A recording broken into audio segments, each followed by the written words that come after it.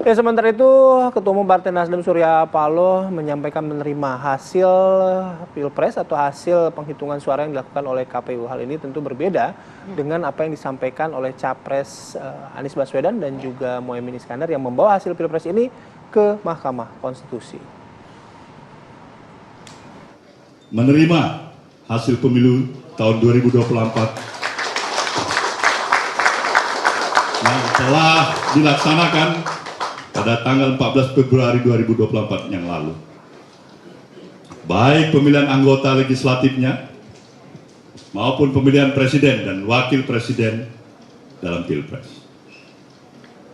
Kedua, Partai Nasdem mengucapkan selamat kepada seluruh partai politik peserta pemilu legislatif tahun 2024 beserta dengan ketiga pasangan calon yang telah mengikuti kontestasi pemilihan presiden pada pemilu 2024. Partai Nasdem juga mengucapkan selamat pada pasangan Prabowo Subianto dan Gibran Rakabuming Raka sebagai pemenang Pilpres tahun 2024. Iya, sudah mulai seru ya, dan untuk itu kita langsung saja ya, kita akan membahas di pagi hari ini. Sudah bergabung sejumlah narasumber kami, sudah bergabung melalui Zoom. Ada Kang Pipin Sopian, politisi PKS, kemudian Bang Daniel Anzar Simanjuntak, politisi Partai Gerindra. Bang Daniel, apa kabar? Sehat, Bang? Alhamdulillah, Mbak Sipa. Alhamdulillah, oke. Kemudian ada Bobi Adityo Rizaldi, politisi Partai Golkar. Bang Bobi, sehat, selamat pagi. Selamat pagi, Mbak Sira, Mas Bayu. Baik. Kemudian ada Nyarwi Ahmad, analis komunikasi politik UGM. Selamat pagi, Mas Nyarwi. Pagi, Mas. Pagi. Sehat ya, Mas ya? Sehat. Semangat ya? Pembahasannya soal seru nih. Kita langsung ke Bang Daniel. Bang Daniel, jadi benar nih Bang, akan ada satu lagi yang bergabung, salah satunya Nasdem gitu. Pak Prabowo sudah menyampaikan bahwasannya beliau sangat terbuka dengan semua komponen dan kelompok bangsa, terutama partai-partai politik yang berencana bergabung dengan Pak Prabowo. Jadi tentu semua keputusan partai politik mana yang nanti akan ikut bergabung di pemerintahan Pak Prabowo dan Mas Gibran tentu akan dibicarakan bersama-sama dengan partai koalisi yang pada saat ini bersama dengan Pak Prabowo mengusung Pak Prabowo dan Mas Gibran. Jadi tentu kita berharap secara praksis ini akan menambah kekuatan pemerintahan nanti di parlemen terutama. Itu secara praksis. Secara awal ini menyampaikan bahwasannya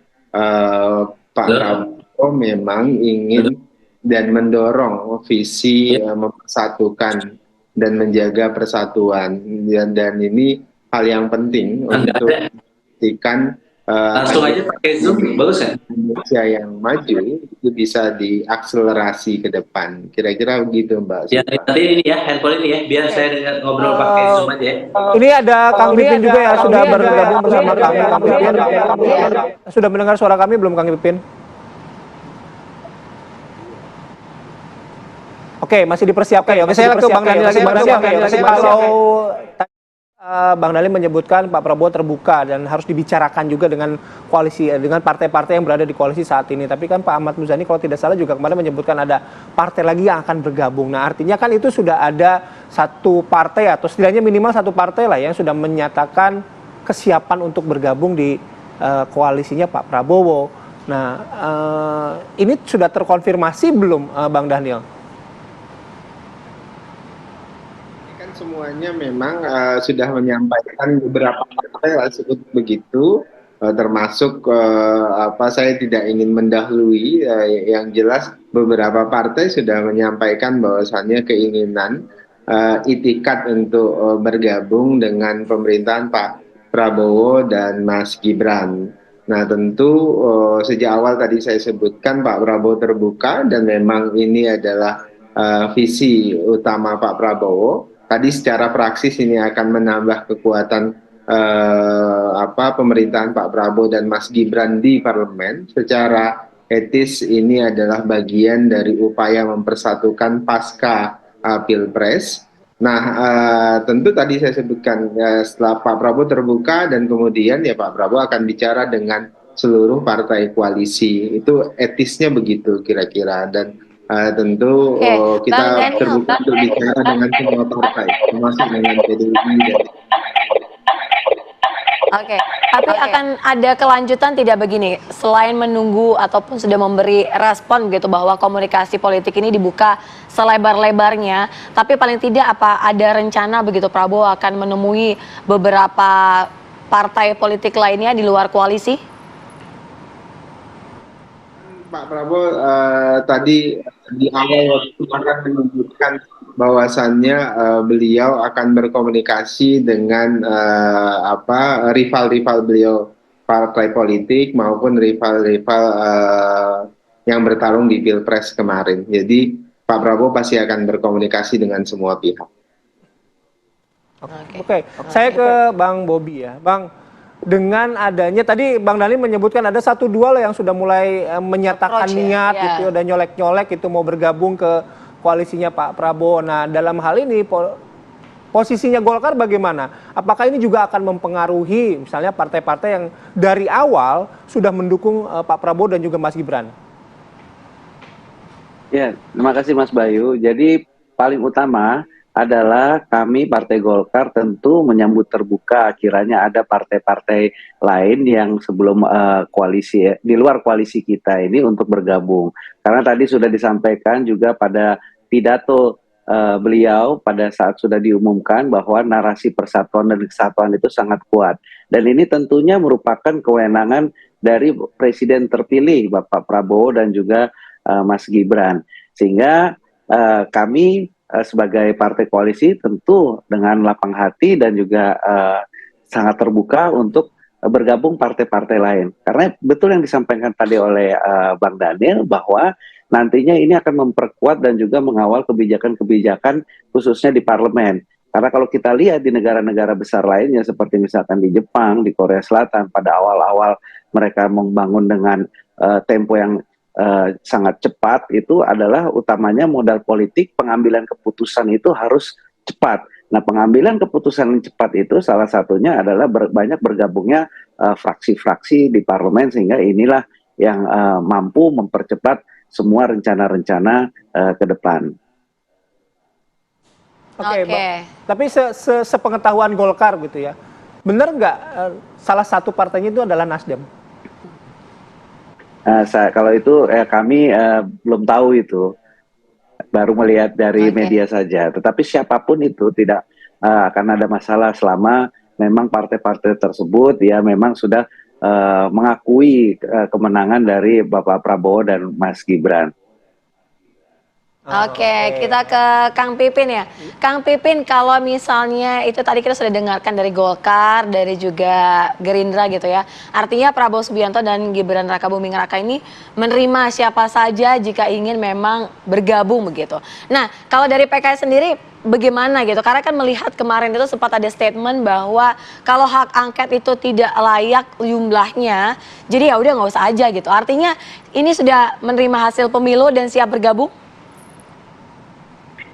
Sampai saat ini kami fokus dalam dua hal ya. Pasca pengumuman KPU ini, yang pertama adalah gugatan tim hukum Amin ke KPU, ya melalui MK. Jadi itu fokus kami. Jadi karena apa? Karena pemilu ini ya, ini pemilu yang tidak biasa. Berbeda dengan pemilu 2019, 2014 dan sebagainya. Banyak kejadian-kejadian luar biasa, banyak pelanggaran-pelanggaran, banyak kecurangan-kecurangan yang dilakukan. Sehingga bagi kami fokus saat ini adalah memang tidak membahas masuk koalisi, menjadi oposisi dan sebagainya. Kami fokus mendukung tim hukum Amin untuk melakukan gugatan terkait dengan kecurangan dan pelanggaran ke Mahkamah Konstitusi. Dan yang kedua, kami masih konsisten untuk mengajak PKB, Nasdem, dan juga 03, PDIP dan P3 untuk bersama-sama menggunakan hak konstitusionalnya melalui hak angket di DPR RI untuk menyelidiki dugaan pelanggaran undang-undang yang dilakukan oleh eksekutif terkait dengan pemilu 2024 kemarin. Jadi bagi kami di situ. Jadi kami sangat memahami kenapa misalnya dari kami ada yang mengatakan, oh kalau tidak terpenuhi maka lebih baik tidak perlu. Maksudnya adalah kami ingin membangun soliditas bahwa aspirasi masyarakat saat ini, kalau dilihat dari Litbang Kompas ya, yang menghendaki kurang lebih 60% penggunaan hak angket terkait dengan kecurangan pemilu ini oleh DPR, maka ini aspirasi yang harus secara serius digunakan oleh DPR RI untuk mengungkap kebenaran, untuk memberikan sanksi kepada siapapun yang melakukan pelanggaran, kecurangan, menggunakan fasilitas negara, program bansos untuk memenangkan calon pasangan tertentu. Sehingga kompetisi pemilu dan pilpres kemarin tidak fair bagi kita semua. Oke, baik. Itu tadi disampaikan oleh Kang Pipin. Tapi juga nanti saya mau ke Kang Pipin karena Sekjen PKS ya Bang Abu Bakar juga kan sudah menyampaikan bahwa menerima hasil pemilu. Iya. Bahasnya nanti ya Kang Pipin ya.